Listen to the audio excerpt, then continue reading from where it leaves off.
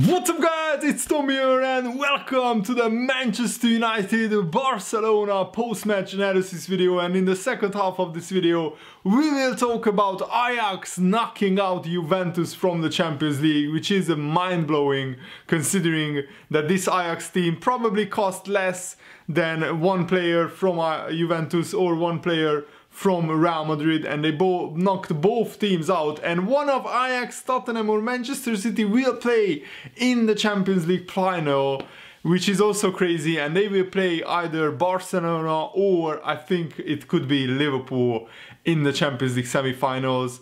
Let me know what they think about this. This is a spectacular, very crazy Champions League season and I'm loving it, I will be honest. I think Liverpool and Barcelona are the favorites still, and Man City also have a very good chance of winning the Champions League. Manchester United though started this game off very well. In the first like 7 or 8 minutes I think they really surprised Barcelona. They took the game to Barcelona. They actually had a huge chance after like 30 seconds, which Marcus Rashford should have actually hit the target, hits the bar.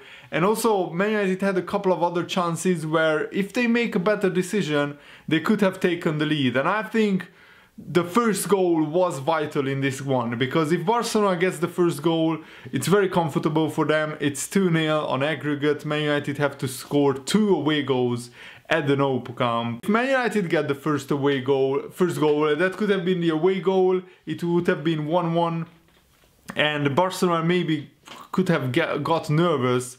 But when Barcelona have Messi in this form, they shouldn't get nervous, because Messi is unplayable on this form. Man United gifted Messi the ball after like 15 minutes. It was Ashley Young who gifted the ball to Messi. Messi was very aggressive. He got the ball from Ashley Young and then he cuts onto his favorite left foot. So obvious, like Messi has been doing this for 10 plus years. His left foot is his better foot, and when he cuts onto his left foot, you know that he will shoot, and there is like no Man United player 3 or 4 yards around Messi to block the shot, and Chris Smalling comes out but it's too late and Messi brilliantly curls it around Chris Smalling and around David De Gea into the bottom corner. And at that moment I honestly thought that wow, Man United really didn't like this, because in the first 10 minutes Man United looked like slightly the better team. Barcelona were a little bit surprised by how aggressive and how direct Man United were. And also Barcelona's defense looked shaky when Man United were running with pace against them. But when Messi scored the second goal, and by the way, what on earth was David De Gea doing? That is one of his worst mistakes in his career, in possibly the worst possible moment.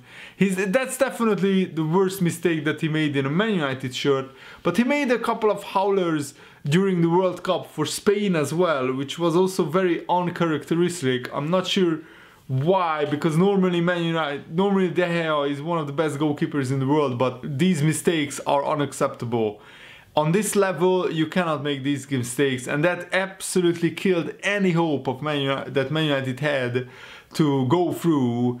After that Barcelona were in cruise control. They were really comfortable in possession, and Coutinho scored an absolute worldie in the second half. That looked all too familiar for me, because Coutinho used to score those type of goals for Liverpool, left, right and center for fun. And by the way, yes, that is a Barcelona shirt behind me. That is my girlfriend's shirt that I got for her birthday last year, because she is a massive Barcelona fan, and it's going to be very interesting if Liverpool, hopefully we go through against Porto to the semi-finals, and then it will be Barcelona against Liverpool, a semi-final. That is, dreams are made of that. And I'm actually very excited about that prospect, because I want to test this Liverpool team, which is the best Liverpool team of the past 30 years and potentially one of the best Liverpool teams of all time,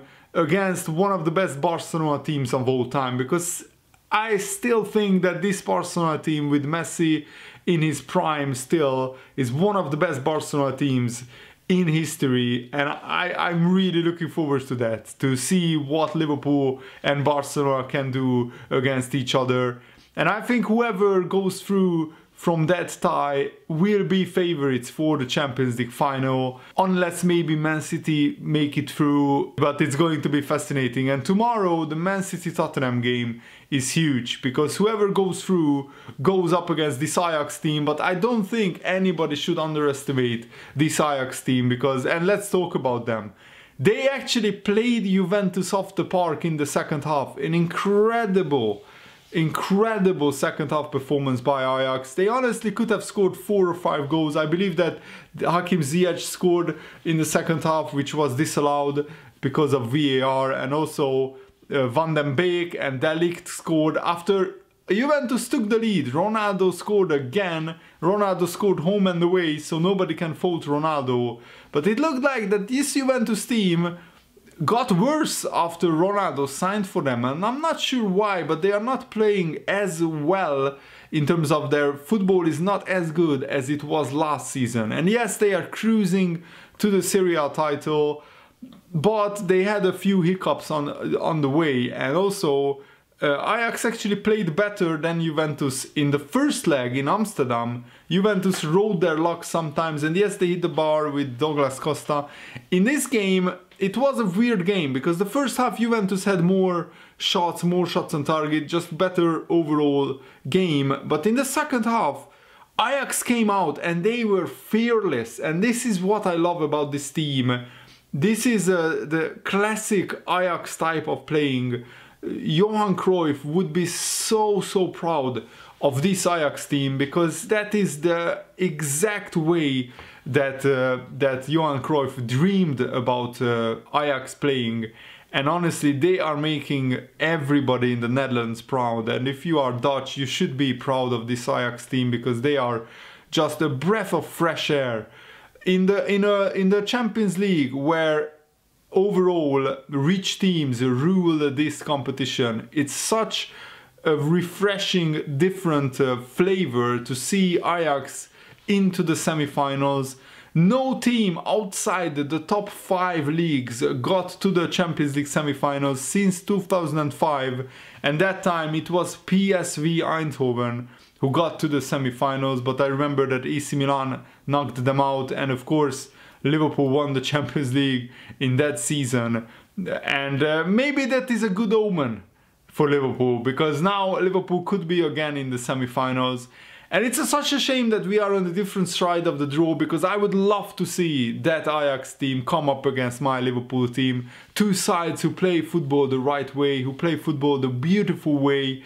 And it's such a fantastic way of football. I love watching this Ajax team, and it will be a big sadness and a big shame that this Ajax team will be ripped apart in the summer. I'm pretty convinced that almost half of the Ajax starting 11 will be signed by big clubs, and frankly, Frankie de Jong, excuse the pun, is already on his way to Barcelona. I'm sure that De Ligt will be signed by someone, and I'm really hoping and praying that it will be Liverpool. De Ligt himself said many times in previous interviews that he likes Liverpool, and Van Dijk, his international partner at centre-back, Van Dijk already is at Liverpool, so he knows about Liverpool, because I'm sure that they have spoken behind the scenes about the club.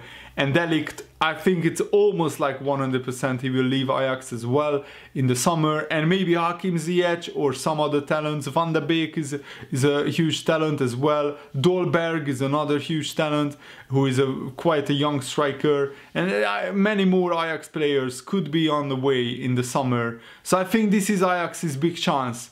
What a story it would be if Ajax won the Champions League this year. I don't think it can happen. But I didn't think that Ajax could knock out Real Madrid in the Bernabeu. I didn't think that Ajax could knock out Juventus in the Juventus Stadium. Because remember that at home Ajax didn't win. In fact, they lost to Real Madrid and they drew against Juventus.